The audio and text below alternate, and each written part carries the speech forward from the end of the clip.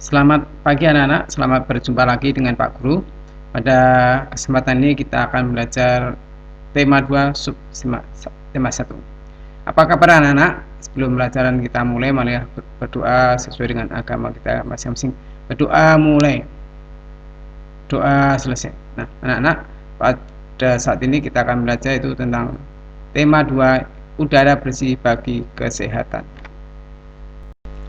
Ada macam-macam jenis usaha yang memanfaatkan sumber daya alam seperti pertanian, perkebunan, kehutanan, perikanan, dan pertambangan. Ada pula jenis usaha yang memanfaatkan sumber daya alam, yaitu usaha pariwisata. Ayo kita pelajari jenis-jenis usaha. Melihat jejak Merapi di Kali Adem. Kali Adem terletak di lereng Gunung Merapi di Yogyakarta. Dahulu tempat ini terkenal sebagai lokasi perkemahan yang asri. Fasilitas di area wisata Kali Adem dahulu cukup komplit. Ada pendopo, gedung pertemuan, kios-kios, warung, gardu, dan lapangan untuk perkemahan dan berbagai jenis fasilitas lainnya.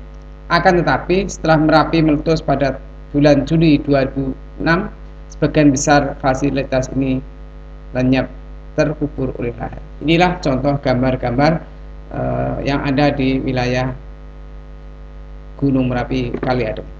Jenis usaha di bidang jasa. Jenis usaha pariwisata merupakan usaha di bidang jasa.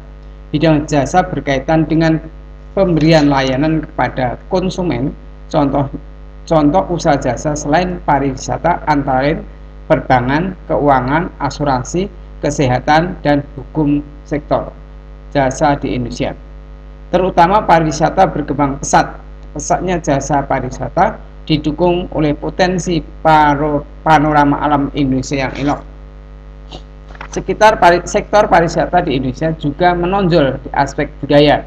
Contohnya, objek budaya adalah kesenian daerah, upacara adat, dan lain sebagainya. Misalnya ada tarian adat, pakaian adat, ada adat misalnya keraton, candi, dan lain sebagainya. Perkembangan sektor pariwisata membutuhkan usaha-usaha penunjang jasa pariwisata. Usaha-usaha bidang jasa pariwisata antara lain sebagai berikut. 1. Pengelola jasa penginapan, misalnya hotel, motel, wisma, dan losmen. Usaha penjualan barang cenderamata atau souvenir. Penyedia jasa pemandu wisata atau tour guide. Penyedia jasa pariwisata dan transportasi atau tour and travel. Salah satunya jenis usaha yang banyak kita lihat adalah berjualan. Misalnya dari penjual buah, makanan, barang-barang keperluan sehari-hari, hingga para penjual kendaraan bermotor.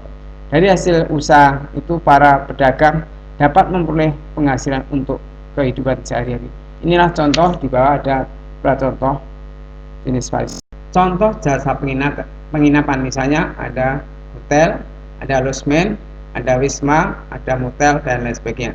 Biasanya tempat-tempat ini terdapat di daerah objek wisata.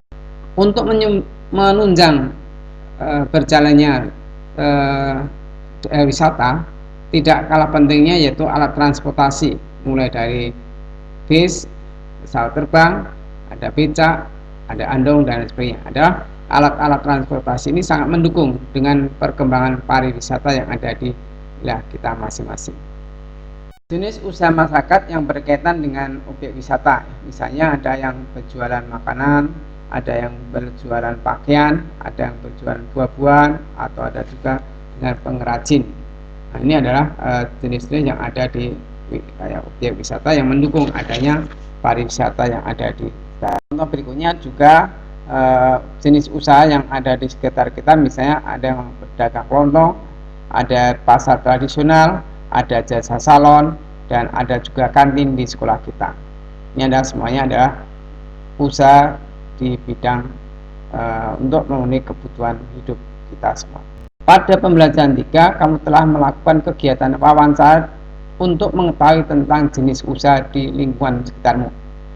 Kamu juga telah membuat salah satu produk dari jenis usaha di lingkungan sekitarmu. Kini presentasikan hasil wawancara kalian, presentasikan juga produk yang telah kalian buat seperti catatan-catatan saat melakukan kegiatan tersebut. Mintalah pendapat dari kelompok lain, lakukan bergantian.